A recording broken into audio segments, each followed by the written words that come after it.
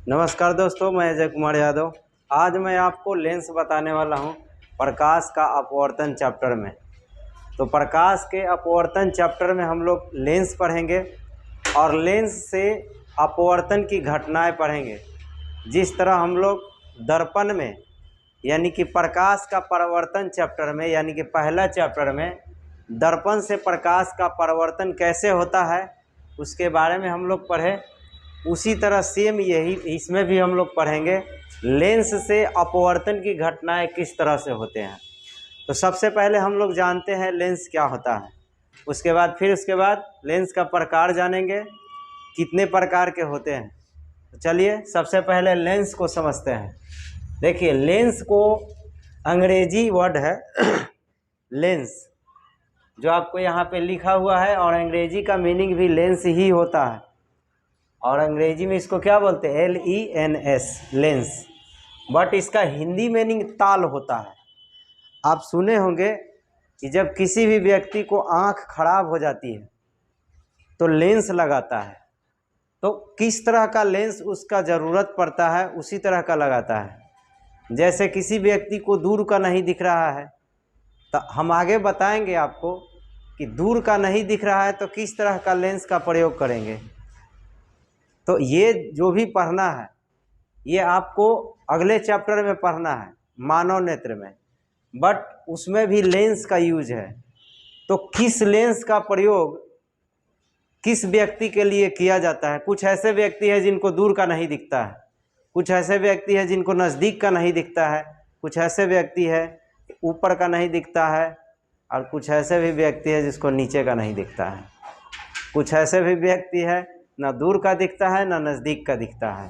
तो ये सारी चीज़ें हम लोग लेंस से संबंधित पढ़ेंगे आगे। फ़िलहाल हम लोग लेंस के बारे में पढ़ते हैं, और लेंस से जितनी भी छोटी छोटी जानकारियाँ हैं हम सब पढ़ते हैं।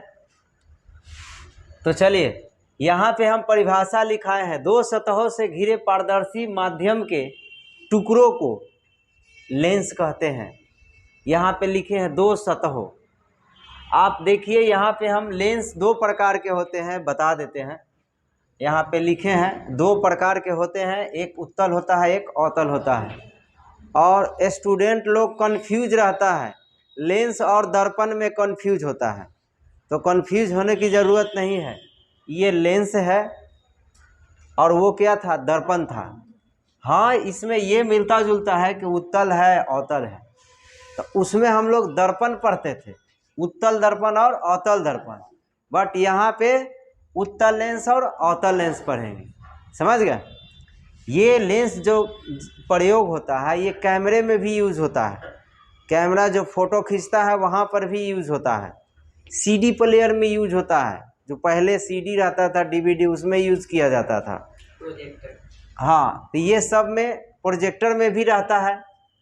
तो ये लेंस का प्रयोग होता है। दर्पण में हम लोग चेहरा अपने आपको देखते हैं, या गाड़ियों में जो दर्पण बाहर से लगा रहता है तो वो अलग है, दर्पण है। ये मानव को सुविधा होता है इसको यूज़ करने से। लेंस आपको दूर का नहीं दिख रहा है तो नज़दीक का दिखेगा, ये मानव अपने आँखों में लगाता है, आँखों की सुविधा के लिए लेंस का प्रयोग करता है, समझ गए?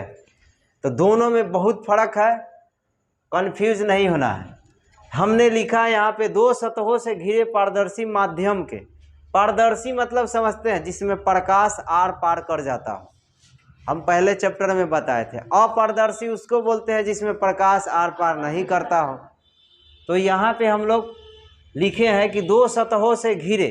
देखिए यहाँ एक सतह ये है और एक सतह ये है, दो सतह से घिरा हुआ है ना, और ये जो घिरा हुआ भाग है और इसके बीच में जो बनता है उसी को हम लोग क्या बोलते हैं? अवतल लेंस, समझ गए?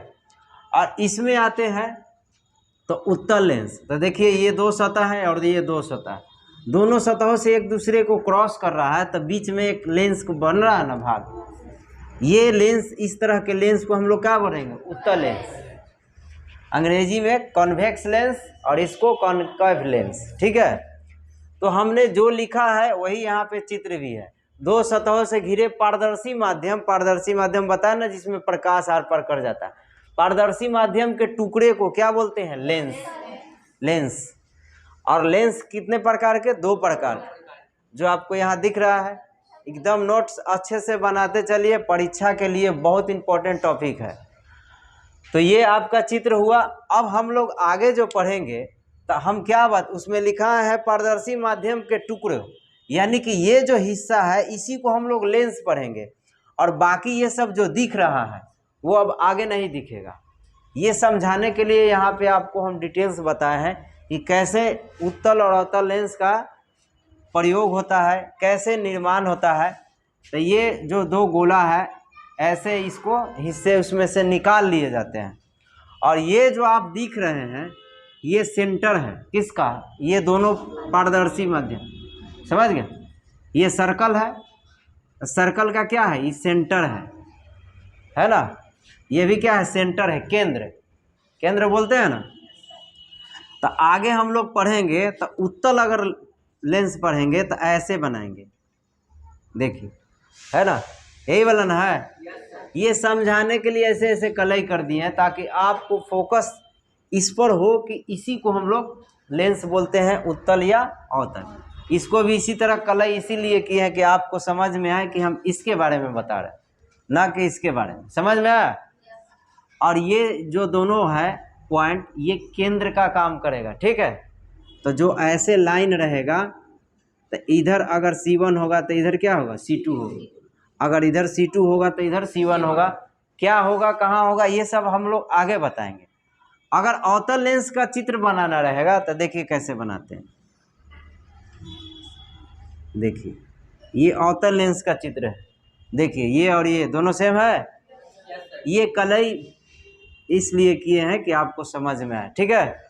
बट ऐसे बनता है, समझ में आया? तो आगे हम लोग अब पढ़ते हैं अवतल लेंस कितने प्रकार के होते हैं, उत्तल लेंस कितने प्रकार के होते हैं।